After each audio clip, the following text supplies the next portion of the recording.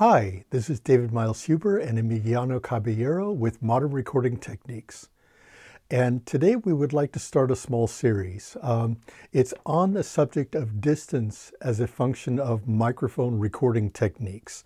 From the very beginning, when I worked with MRT, Modern Recording Techniques, the book, it has always been really important to me to get across the idea that it's not just important to know to put a microphone in front of an instrument or in front of a person or in front of anything. It's important to know the acoustics, the room that you're in. And that involves the use of distance when you're dealing with a microphone. And it's such an important aspect really of recording. And I think many people who are just beginning out don't really take into account the possibilities that are available to you when you use distance as a tool really for understanding of how to pick up something. And it's just so important. So we'd like to do a small series on that, and we're starting with that today. What are your thoughts on it, Emiliano? Hey everyone. What I think it's being lost with time, or let me put it this other way. I think what home recording it's lacking, it's exactly that. The concept that distance, it's a tool. While teaching students, while working with younger musicians and producers, I've seen how the let's say the trend is to get as close to the microphone, because maybe there's this perceived idea that, you know, the best sound is the closest one because you don't want to have the noise or the room acoustics influence your recording.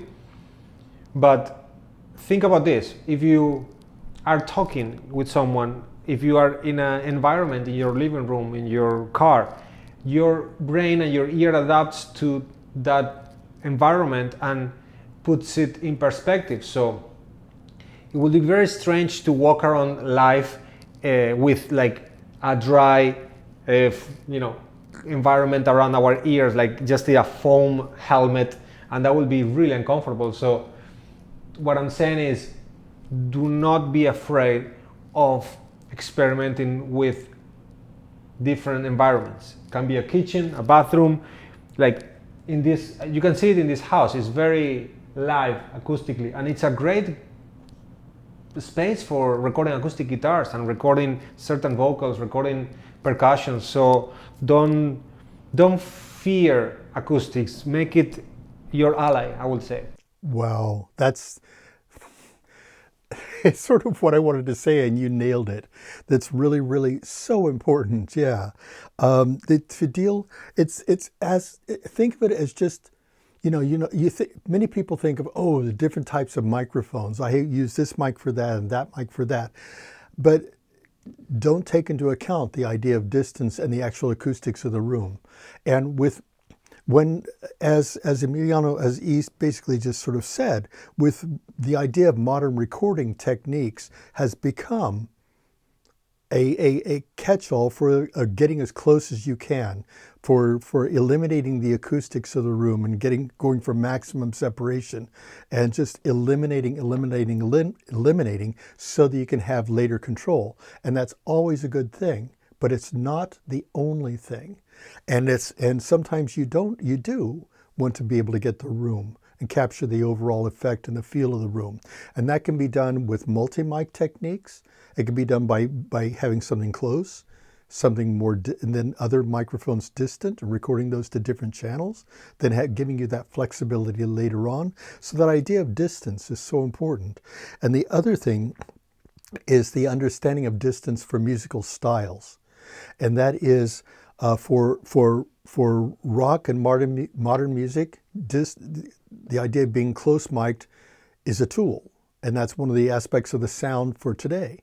But then you take the idea of jazz, where you pull the microphone back and get a little bit more of an overall sound.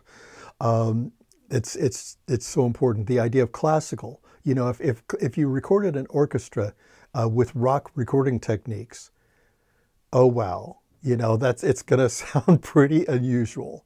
And so that's a whole different technique style. Also for recording film music, you're going to pull back what I call semi-distant. And so that's like a combination of close miking and distant miking. And that gives sort of a more natural sound. So that close sound for film music, we're not used to that sound either.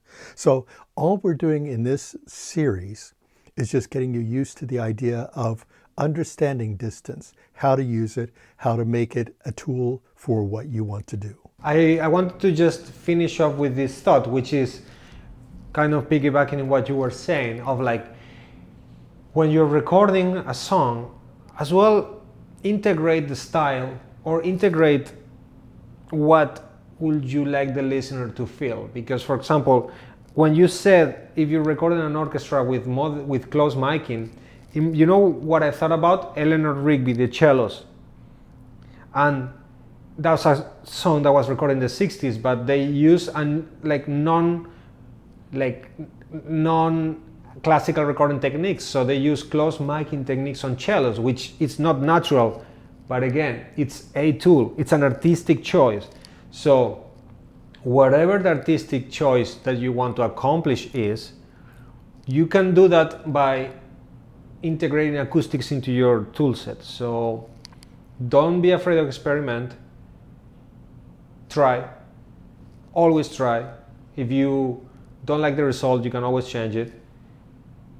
And as we always say with Dave, have fun.